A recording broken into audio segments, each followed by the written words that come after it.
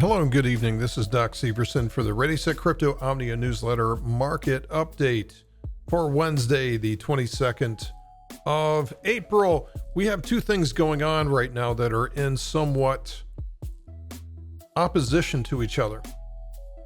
Okay, so we've got this thing called the halvening coming up, and some people say it's the 11th of May, some people say the 18th.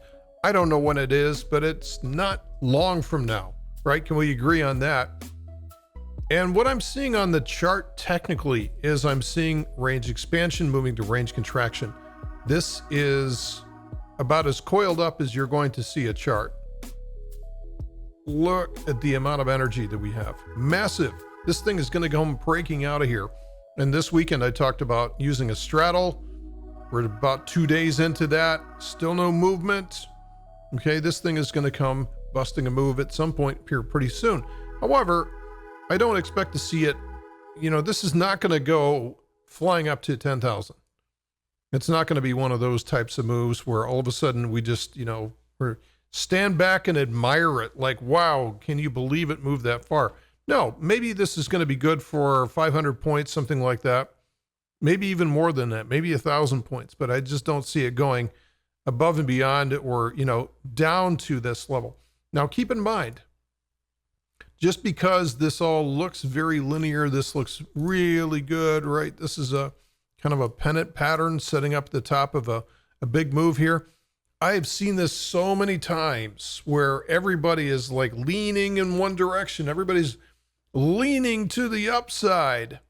And what happens instead is the trapdoor opens up. Now, to me, this is an opportunity because I think if the trapdoor opens up and the price comes down like this, I believe this will be a higher low. I believe this will be a bear trap and we will rocket higher from there.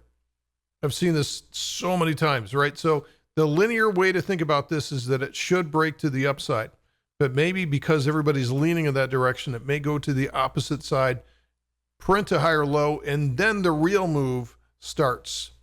And that would be a change in polarity to an uptrend. And that would be a massive move. Then we can potentially smash through that 8,000 level and start attacking 10,000 again. Perhaps that's what I want to see happen. But again, this to me, I think the bottom is in for the year. Now, I said that the chart is in conflict right now. Why is it in conflict? Well, because I just don't see the option chain supporting a move like that. Look at the implied volatility continues to come in. If there was some type of huge move that people were expecting for the halving, it's certainly not shared by the option market, which is traditionally filled with, I'm putting air quotes up here, the smart money, right? Smart money typically trades the heavy derivatives, understands the market, understands the dynamics behind it, is already positioning for a potential halving move, but they're not. And that's what I'm seeing in this. So unless we start to see implied volatility going sky high into this event, then right now the options market just does not care. And we're also seeing this by looking at so if we look at 29 May, the 29 May options, we're sitting here at about 7,100. So we can pick the straddle, which is about 7,000. And that's our expected move from this. And our expected move is still only, let's just say it's about 730 plus 640. Let's say that's 1,400 points. Let's say that's 1,400 points. And that's being generous. So if we say 1,400 points from here, that only puts it up to maybe 8,600. And so we're still still playing within this envelope. It still hasn't changed all that much. Maybe it's shifted up slightly because we certainly have rallied a few points since we did that. But 1,400 points on top of the current price, which is, like about 7,200 or so here. 7,200. We add 1,400 to that. We get 8,600. And that puts us up in this area. That's not this mythical halving move that everybody's talking about. So to me, a couple of things going on. Now, what we could see is, again, both of these could be satisfied if we get some type of a quick move and then another one, perhaps aligning with the halving. Maybe things are all going to come together as we get into mid-May.